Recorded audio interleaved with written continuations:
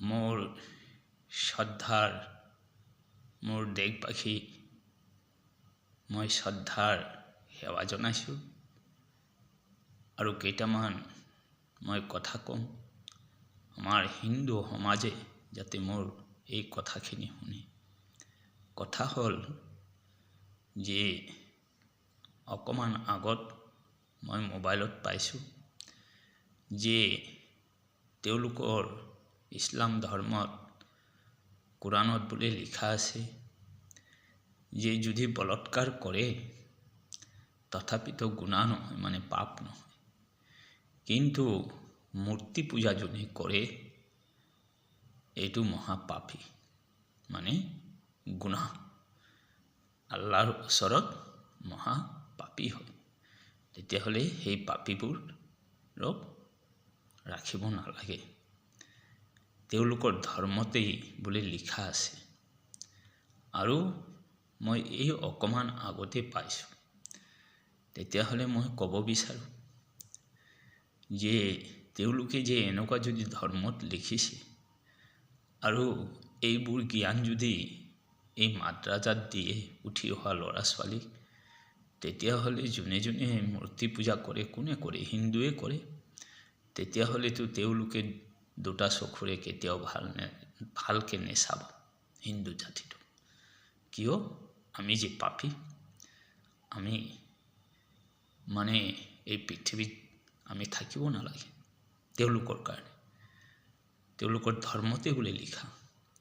আৰু এজন ধৰ্মগুৰুৱে এই কথা কৈছে, আৰু ধৰ্মগুৰুক এই ইছলাম মানুহজন নিজে কৈছে যে আমাৰ এইটো আছে কোৰাণত। মই ক'ব বিচাৰোঁ যে এইকাৰণেই এই দেশত অশান্তিৰ সৃষ্টি। কিয়? ইছলাম ধৰ্মৰতো তেওঁলোকৰ ৰাজ্য আছে 27খন আৰু ভাৰত হ'ল এখন। তেতিয়াহ'লে এই ভাৰতবৰ্ষতেই চাওক যে ইছলাম জাতি কিমান আছে, আৰু এই ভাৰতবৰ্ষত আজি ইছলাম জাতিয়ে আমাৰ হিন্দু মন্দিৰবোৰ শেষ কৰি তেওঁলোকে মছজিদ বনাইছে। মানে আমি যে কাফিৰ হ'লোঁ, কিয়? আমি যে মূৰ্তি পূজা কৰোঁ, আৰু তেওঁলোকে শেষ কৰিছে। আৰু কিমান হিন্দুক তেওঁলোকে ইছলাম ধৰ্ম গ্ৰহণ কৰাইছে, আৰু কিমান যে হিন্দুক তেওঁলোকে কাটি মাৰি শেষ কৰিছে, মা ভনীক বলৎকাৰ কৰিছে। মই ক'ব বিচাৰোঁ যে ধৰ্মত যদি এনেকুৱা লিখা থাকে, আৰু মই এজন মূৰ্খ সাধু বুলি কওঁ, কিয়? মইতো সপোনত সাধু হৈছোঁ, জীৱনত ভবা নাই যে মই সাধু হ'ম, আৰু না লিখা পঢ়া না কি আছে, না ধৰ্মতে মই থাকোঁ, সেইটোও নেথাকোঁ। মোৰ এটাই ধৰ্ম আছিল যে মই সদায় সকলোক ভাল পাইছিলোঁ, আৰু সদায় সকলোকেই মই দুখীয়া মানুহক সদায় মৰম কৰিছিলোঁ। শিৱ ভগৱানৰ কি দয়া আছিল, মোক সপোনত সাধু বনাইছে, কিন্তু ধৰ্মৰ বিষয়টো একো নেজানো। কিন্তু এনেকুৱা যদি ধৰ্মত লিখা থাকে, সেই ধৰ্মক মই কেতিয়াও মানি নলওঁ, সেই ভগৱানকো মই নামানো। কিয়? যদি ভগৱানেই যদি এনেকুৱা ধৰ্মত লিখিছে, শাস্ত্ৰ কি ভগৱানে লিখিছিল নেকি এনেকুৱা? তেতিয়াতো সেইটো ভগৱান মই কেতিয়াও মানিব নোৱাৰোঁ। মোৰ যে শিৱ বাবা চাব, এই পৃথিৱীখনত হিন্দু সমাজখনক চাব, বহুতে বহুত ধৰ্ম কৰে, আমাৰ হিন্দু ভগৱানক মানে, কিন্তু শিৱ মন্দিৰত সকলো ধৰ্মৰ মানুহে গৈ পূজা কৰে। আৰু মই হ'লোঁ সেই ধৰ্মৰ বাবা ভোলানাথে মোক সপোনত দিছে, আৰু মই সকলো জাতিক, সকলো ধৰ্মক মই সন্মান কৰোঁ। কিয়? মই সাধু হৈ পেলাই সন্মান কৰা নাই, মই সাধু নোহোৱাতেই মই সকলোকেই শ্ৰদ্ধা কৰোঁ। কিয়? মই কেতিয়াও নিন্দা কৰা নাছিলোঁ কাৰণে আজি মোক শিৱ ভগৱান সপোনত দিছে। আজি মোৰ 6 বছৰ হৈ আছে মই সাধু হৈছোঁ। মই ক'ব বিচাৰোঁ যে মোৰ হিন্দু সমাজে এই কথাখিনি শুনিব যে আমি যে হিন্দু মানুহ, আমি তেওঁলোকৰ কাৰণে কাফিৰ হয়। মানে কাফিৰ কি যে কয় মই সেইটোও নেজানো, মানে আমি বেয়া, আমি পাপী, আমাক শেষ কৰিব লাগে তেওঁলোকৰ ধৰ্মত আছে বোলে। সকলো মোৰ হিন্দু সমাজ আজি ভাগ বতৰা নকৰিব যে এইটো অমুক জাতি, সেইটো অমুক জাতি, এইটো অমুক জাতি, ইয়াৰ ধৰ্ম এইটো, সিয়াৰ ধৰ্ম সেইটো নকৰিব। তেতিয়াহ'লে দেশখন অধপতত যাব, আমাৰ ধৰ্মই নাথাকিব। বোলে আপুনি যে ভাগ কৰিব, আমি সৰু জাতি ডাঙৰ জাতি ভাগ কৰোঁ, ধৰ্ম ভাগ কৰোঁ, নিন্দা কৰোঁ, তেতিয়াহ'লে একদিন এই ধৰ্ম আমাৰ হিন্দু ধৰ্মটোৱে নাথাকিব, শেষ হৈ যাব। তে মই কওঁ সকলো মোৰ হিন্দু জাতিটো এটা টঙালত বান্ধা খাওক আৰ এটাই সাউন্ড কৰো যে আমি হিন্দু।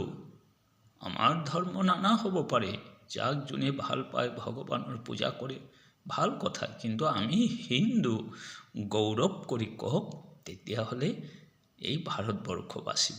নহ'লে ভাৰতবৰ্ষ এই ধৰ্ম পিছত নাথাকিব। যদি আমি ভাগ বতৰা কৰোঁ, সৰু জাতি ডাঙৰ জাতি, বোলে অমুক এইটো জাতি, তমুক এইটো জাতি, তমুক এইটো জাতি, এইটো কেতিয়াও নকৰিব। আৰু মই এইটো বৰ বেয়া পাওঁ। মোৰ কাৰণে মই মনুষ্য জন্ম লৈছোঁ নহয়। এই পৃথিৱীত এটা নাৰী আৰু পুৰুষে জন্ম দিছিল, আৰু তাৰপিছতেই এনেকুৱা যেতিয়া সংখ্যা বাঢ়িছে, নিজে নিজে ধৰ্ম বনাইছে, জাতি বনাইছে। ভগৱান কেতিয়াও জাতিবোৰ দিয়া নাই, আৰু ভগৱান কেতিয়াও ইমান যে ধৰ্মও দিয়া নাই। এটাই হ'ল ধৰ্ম, পৰম আত্মা যে আছে আমাৰ গাত, সেইটোৱেই হ'ল ভগৱান, আৰু সেইজনেই হ'ল ধৰ্মৰ গুৰি বুলি আমি ভাবোঁ। এই পৰমাত্মাটোকে যদি পৰমাত্মালৈ যদি আমি সৎকাম কৰোঁ, তেতিয়াহ'লে আমি নিশ্চয় আমি ভগৱানৰ ওচৰত যাব পাৰিম। আৰু এই পৰমাত্মালৈ যদি আমি অন্যায় কৰোঁ, তেতিয়াহ'লে আমাৰ নৰকত বাস কৰিব লাগিব আৰু আমি ভুগিব লাগিব। তেতিয়াহ'লে ভগৱান আজিলৈকে কোনো দেখা নাই।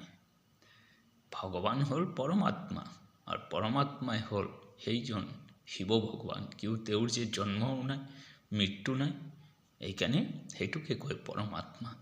যোনেই যিমান পূজা কৰক, এজন ভগৱানেই পায়, সেই পৰমাত্মা, আৰু সেইজনেই হ'ল শিৱ ভগৱান। আমি ধৰ্মক কাকো নিন্দা নকৰোঁ, সকলো ধৰ্মই সমান। যোনেই যাক পূজা কৰক, সকলোকে আমি শ্ৰদ্ধা কৰিম। কিন্তু মোৰ হিন্দু জাতিটো মাত্ৰ এক হওক যে মই হিন্দু। এইখিনি কৈ মই ৰাখোঁ। যদি মোৰ ভুল চুল হয়, অপৰাধ হয়, নিজৰ সন্তান ভাবি ক্ষমা কৰিব। কিয় এই নিউজখন মই এইমাত্ৰ পোৱাৰ কাৰণে, নিউজ নহয় মানে মোবাইলত পোৱাৰ পৰা বৰ দুখ লাগিছে। কিয় এই কথাবোৰ মই আগতেও শুনিছিলোঁ, বহুত আগত, মানে সৰু সময়তে শুনা যে আমি হিন্দু মানুহ, তেওঁলোক কাৰণে কাফিৰ বোলে হিন্দু জাতিটো। এইটো মই আগতে শুনা, তথাপিতো তেতিয়া সৰু আছিলোঁ, নুবুজিলোঁ। কিন্তু এই যে ডাঙৰ হোৱাৰ পৰা লাহে লাহে বুজি আছোঁ যে সঁচা কথা মিছা নাছিল, তেওঁলোকৰ ধৰ্মতে আছে এনেকুৱা। মই মোৰ হিন্দু সমাজক শ্ৰদ্ধাৰ সেৱা জনাওঁ যে সকলোৱে একমত হওক আৰু দেশখন বচাওক।